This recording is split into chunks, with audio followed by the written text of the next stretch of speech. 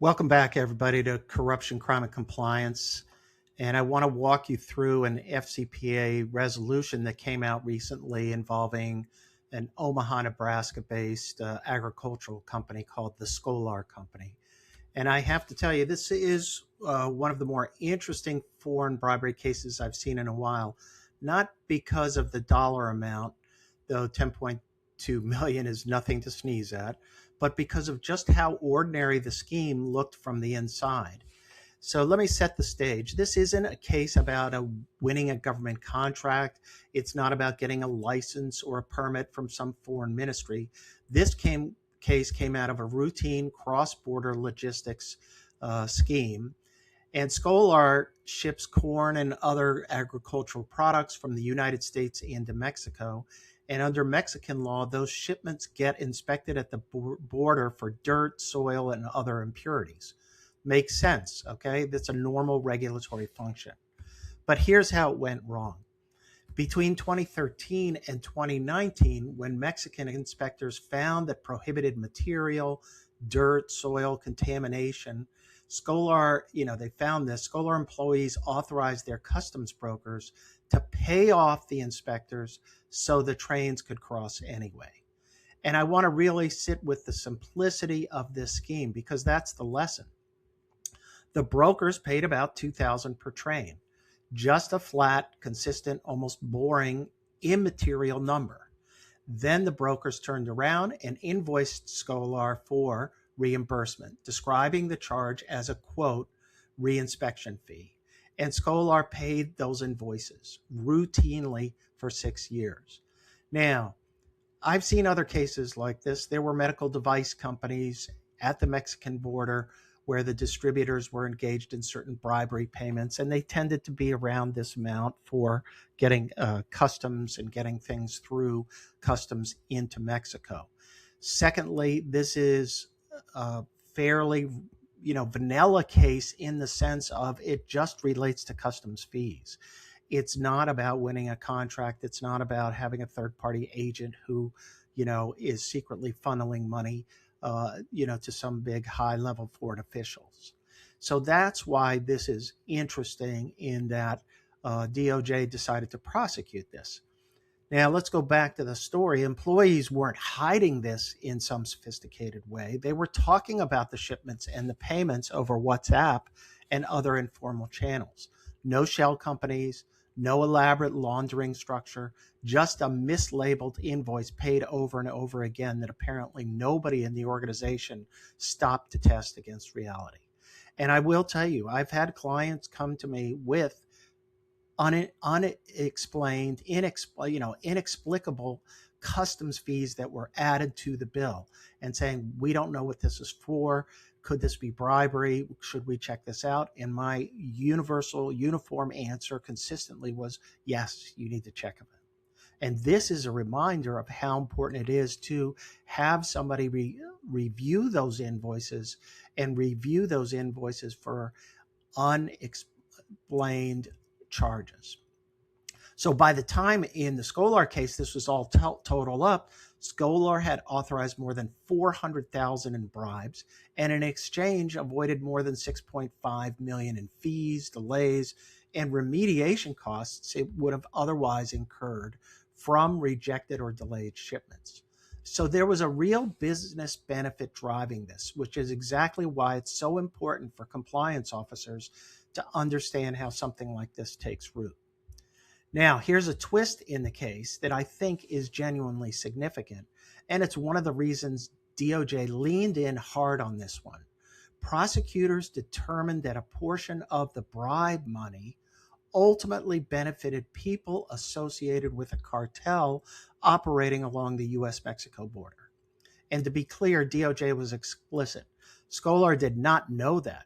Neither did its employees, but DOJ treated it as an aggravating factor anyways. Assistant Attorney General for the Criminal Division, Tyson Duva, said it directly. A portion of those bribes ultimately benefited people who helped operate a cartel. That's why this case was prosecuted. And the U.S. Attorney for the Western District of Texas went even further, saying, and I'm quoting here, Nothing crosses into or out of Mexico without the approval and payment to Mexican drug cartels, and that American businesses engaged in cross border trade bear real responsibility to make sure they are not feeding that system. That's a pretty stark way to frame a customs bribery case, but I think it reflects where DOJ's priority is at right now. Border corruption isn't just an FCPA problem anymore. It's being framed explicitly as a national security problem tied to organized crime. So if your company does any cross-border trade, that's a signal you cannot ignore. We need to explore all of these cross-border relationships and make sure that we're okay. So let's talk about how this then was resolved, because there's a really important lesson here about DOJ's corporate enforcement policy. Scoular got a 3-year deferred prosecution agreement. It's paying a criminal penalty of about $9.77 million and forfeiture of about $414,000 for a total resolution just over $10 million. No independent monitor was required, and Scoular is self-reporting its remediation progress instead. But here's the key detail. Scoular did not get voluntary disclosure credit. DOJ was explicit about that. The company did not voluntarily and timely report this conduct to the fraud section.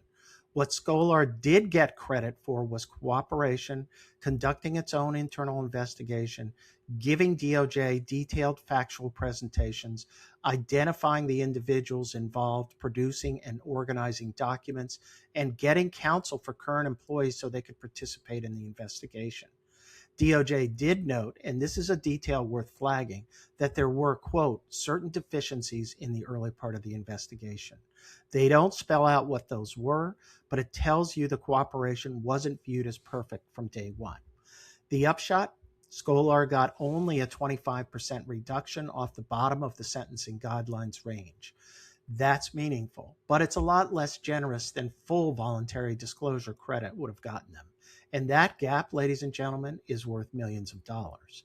This is a recurring theme I keep coming back to on this show. Voluntary disclosure and cooperation are not the same thing. And companies that miss the disclosure window are leaving real money and real leniency on the table. Now let's talk about remediation, because Scoular's remediation efforts were actually pretty substantial, and I think they're instructive for anybody rebuilding a program after a similar discovery. They brought in an external assessment of their compliant program maturity and did a dedicated anti-corruption risk assessment.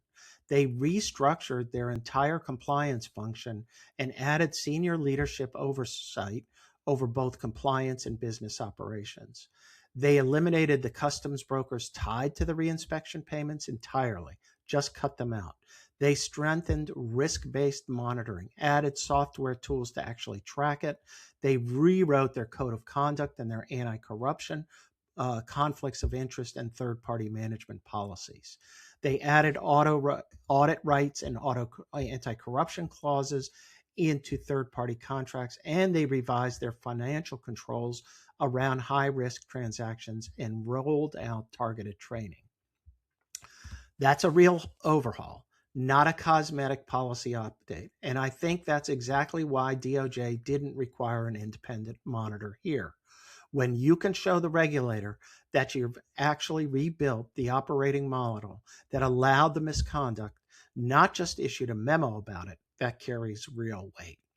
So, what do I want you to take away from this case? A few things. First, stop treating customs brokers and logistic vendors as low-risk operational relationships.